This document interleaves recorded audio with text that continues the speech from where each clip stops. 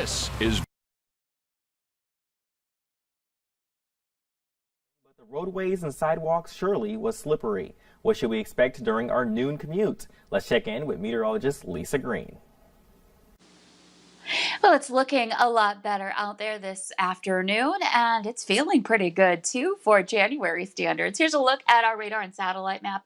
We've been watching that clipper that moved through last night and early this morning. That's been clearing out, and we're enjoying some sunshine with those clear skies that we just saw on the sky cam. And conditions around the valley, check out these temperatures at the noon hour. We are into the 30s, 35 degrees currently in Fargo. It's 36 in Grand Forks, 32 in Fergus Falls, and right at the freezing mark as well in Devil's Lake. Bemidji's at 36. Everybody reporting some sunshine at this point in time too. So feeling really good, looking really good.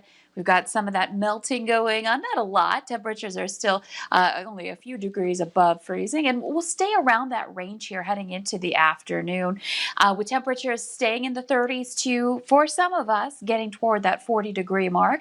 And then, of course, when that sun sets tonight, those temperatures will start to slide, but we're looking at a pretty good afternoon and evening. Not bad to start off that first full week of 2021 here this week. And we're also talking about temperatures being well above average. We'll let you know how long this will last coming up here in your forecast in a couple of minutes. Those warmer temperatures, and I'm happy that they're here. Thanks again, Lisa. For more cleanup and down. Tow trucks, snow plows, and dump trucks were back in action overnight, this time taking after snowbanks on the east-west avenues in the downtown area. They done the same thing on streets last Wednesday night into Thursday morning. Any cars left in the wrong spot were towed, so plows could clear snow all the way to the curb. Last week, police tagged and towed nearly 24 vehicles and halted to impound. Quickly becoming a critical part of vaccine distribution, there are about 23,000 independent pharmacies in the U.S., and many are the backbone of their communities. Now they are stepping up to fight misinformation and administer the vaccine in areas where medical resources are often limited. Maria Villarreal has more. Army, you'd like to have it in? Stephen Hoffert's career as a pharmacist brought him back home to Magnolia, Texas, where the population is just over 2,000 people. Had any kind of allergic reaction? At the beginning of the pandemic, Hoffert stepped up to make hand sanitizer for those on the front lines. Now he's stepping up again by distributing 500 doses of the Moderna vaccine. We have great relationships with our community, so being able to make sure that we're able to get those patients in on a timely manner, it's a challenge, but it's something we're working through every day. Texas is currently vaccinating Group 1B, which in this state is residents 65 and older and people 16 and older with medical conditions that could put them at risk for severe illness with COVID-19. I survived 2020. Jane Baugh will be 85 years old next month. Yay! Baugh's son is an anesthesiologist. He said, Mom, if you could have been in the emergency room with me or the ICU and seen all the people I have put to sleep, paralyzed, intubated, you would run to get this vaccination. Big pharmacy chains like CVS and Walgreens contracted with the federal government to help distribute vaccines, but those chains aren't always in rural communities, leaving independent pharmacies to fill in the gaps with both access to quality care and factual education on vaccinations. I called my own doctor. They aren't getting the shots. Bill Haynes is over 65, diabetic, and hopeful the vaccine will make a swift impact. I'm going to be happy to be able to see people smile. Of the more than 377,000 vaccines given out here in Texas, more than 56,000 have been inside pharmacies of all sizes. Mireya Villarreal, CBS News, Arlington, Texas.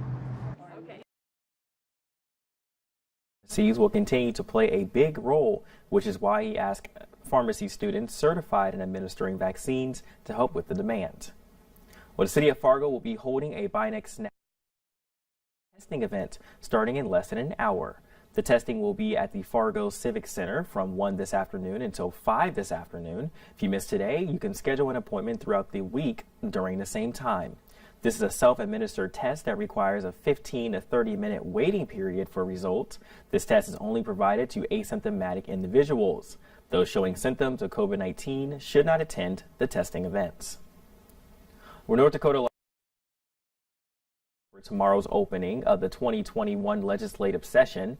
Governor Doug Burgum is scheduled for his State of the State address at 1 tomorrow afternoon in the House chambers. He presented a budget last month that holds the line on general spending and not raise taxes.